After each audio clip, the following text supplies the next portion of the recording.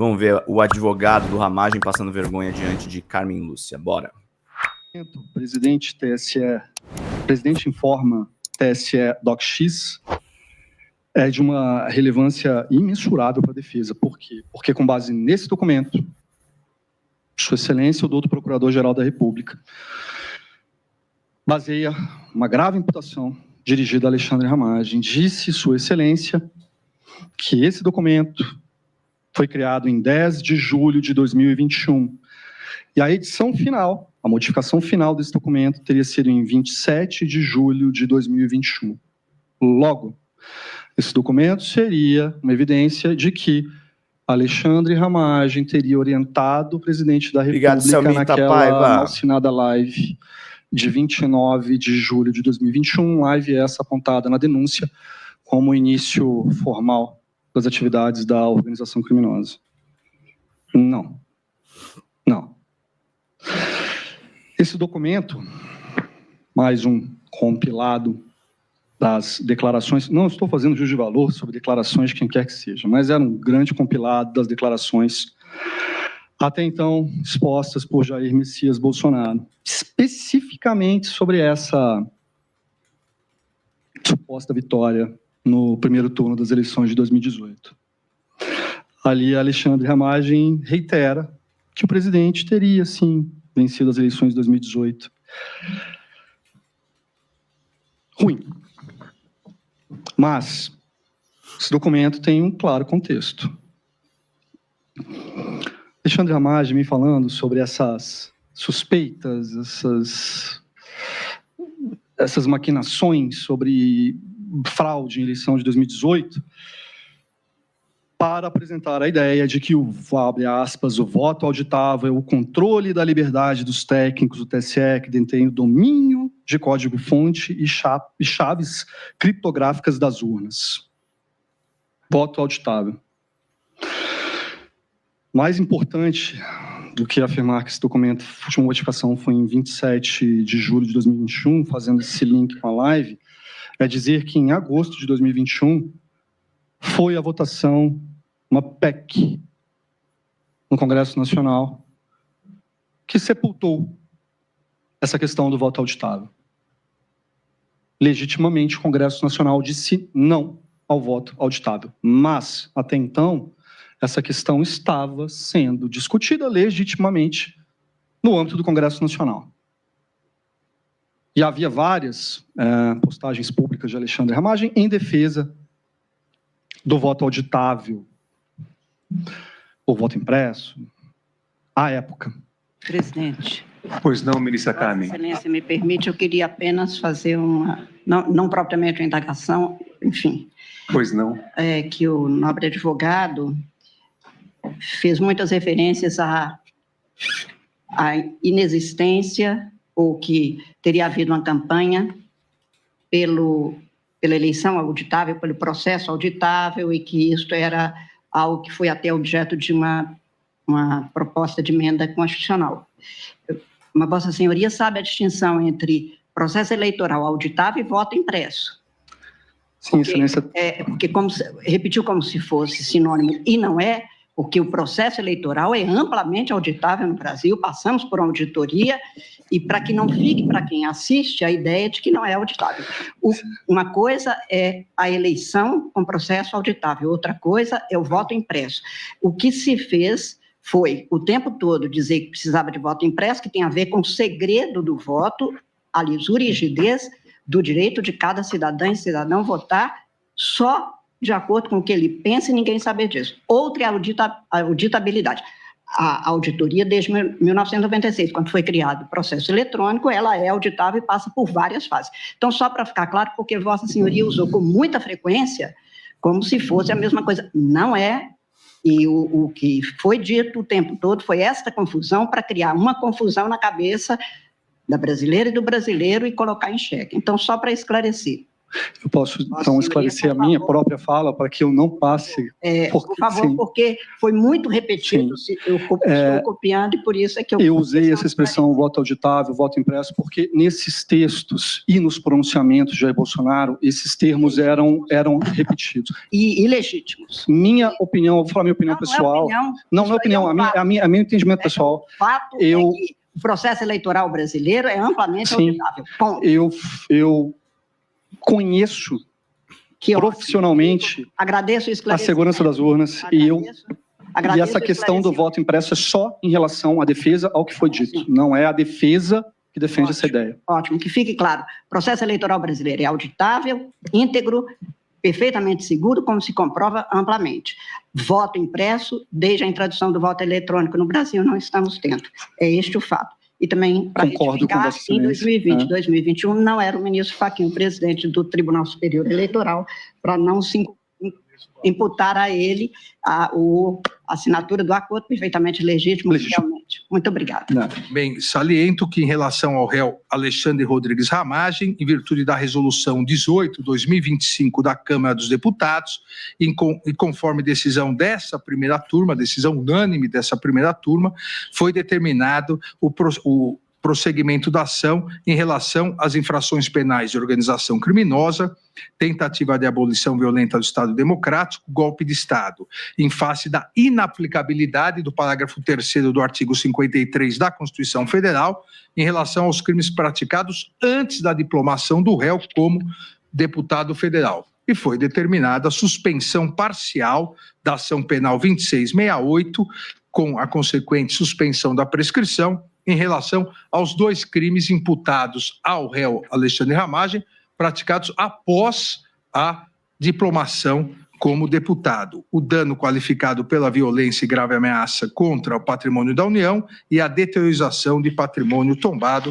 é também aqui no relatório que disponibilizei a Vossas Excelências, transcrevo a emenda. Sobre a apropriação das estruturas de Estado, merece realce novamente a atuação atípica da ABIN durante o governo Bolsonaro. O então diretor-geral da agência, Alexandre Ramagem, dispunha de sala própria no Palácio do Planalto, local onde despachava regularmente com o presidente da República. O ministro-chefe do Gabinete de Segurança Institucional, o general Augusto Heleno, também manteve todo o tempo o contato próximo com o presidente, conforme ele próprio atestou em juízo, dizendo: não houve um afastamento meu do presidente. Eu recebia o presidente diariamente na chegada dele ao palácio e o acompanhava até o gabinete. Muitas vezes eu assistia às audiências de ministros com ele. Então eu ficava bem informado, porque eu ouvia, mas era pouca gente. Saía, ia para o meu gabinete, mas eu tinha acesso assegurado ao gabinete presidencial. Eu não me afastei do presidente. A ABIN e o GSI operavam como instâncias de inteligência paralela, prontamente acionados pelo presidente da República, com acesso direto e sem intermediação. Esse núcleo atuava como central de contra-inteligência da organização, utilizando indevidamente ferramentas de pesquisa e monitoramento da ABIN para espionar, sem autorização judicial, adversários políticos. Ainda, documentos apreendidos com Ramagem e Heleno, destinados a orientar as ações de Jair Bolsonaro, revelam que estava em pauta a adoção de providências formais de descumprimento de ordens judiciais que o Executivo considerasse manifestamente ilegais. Outro braço da organização cuidou de obter de um instituto dedicado a assuntos eleitorais documento que afirmava que Bolsonaro ganhara as eleições, uma vez computadas as urnas válidas. Bom dia, Lia. Que consideravam válidas.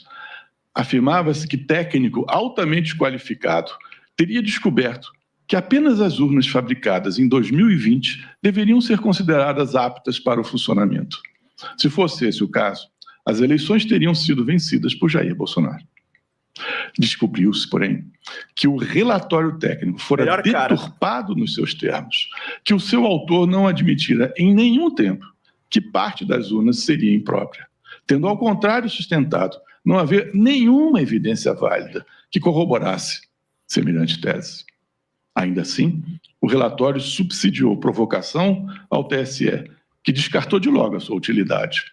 O relatório e a decisão da Justiça tornaram-se instrumentos de manipulação das bases populares do governo, servindo para acendrar desconfianças e ao vitimismo do presidente não reeleito. A organização criminosa se empenhou na execução dos planos operacionais de instauração de balbúrdia social.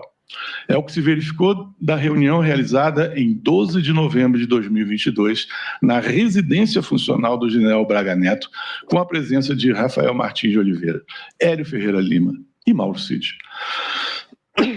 Ali, os denominados kids pretos, que é a nomenclatura atribuída a militares com formação em forças especiais, debateram as ações clandestinas enfechadas com o nome de Copa 2022, destinadas a neutralizar o ministro Alexandre de Moraes nos moldes previstos pelo plano de sugestivo nome Punhal Verde e Amarelo. Havia também a previsão de morte por envenenamento do presidente da República eleito e a morte do seu vice. Os autos confirmam a prática de atos de início de execução desses planos, com atividades de seguimento das autoridades e compartilhamento de dados de segurança. Previa-se o uso de armamentos pesados e se admitia alta probabilidade de óbitos, além daqueles dos alvos principais. O plano Punhal Verde e Amarelo estava em linha com outros documentos relevantes, também descobertos em poder dos réus. A planilha com o nome Desenho OP Luneta minudenciava as etapas de implementação do golpe de Estado, com análise de fatores estratégicos de planejamento. Estava declinado o objetivo de, aspas, restabelecer a lei e a ordem por meio da retomada da legalidade e da segurança jurídica e da estabilidade institucional. Fecham-se aspas. Confirmando o intuito da organização criminosa de desconstituir as estruturas vigentes com base em suas próprias noções de lei e ordem.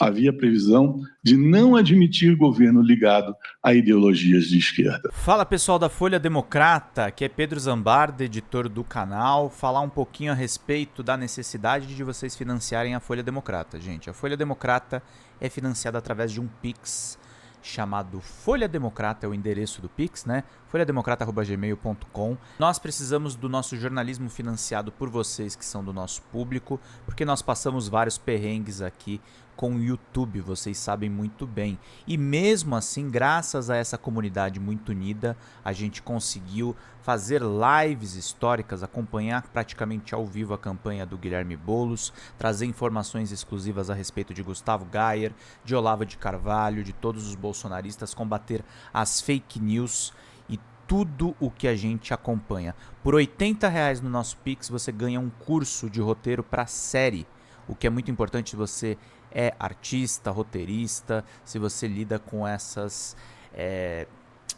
práticas da economia criativa. Outra forma de você colaborar também é se tornando membro aqui do nosso canal. Isso é muito importante para você fazer as suas atividades por aqui, porque você tem acesso a vídeos exclusivos e nós temos um curso de jornalismo básico para você poder acompanhar a partir de R$5, que é ministrado por mim. A gente tem aí quase uma dezena de aulas e muito conteúdo para você poder acompanhar. Meus caros, minhas caras, financiem o jornalismo independente, financiem o jornalismo que se posiciona à esquerda, financiem o jornalismo na internet, que traz informações confiáveis, checadas, que cruza informações e que trata você, que é o nosso público, de uma maneira muito séria. Vida longa e próspera, gente. Cuidem dos seus. Até mais. Tchau, tchau.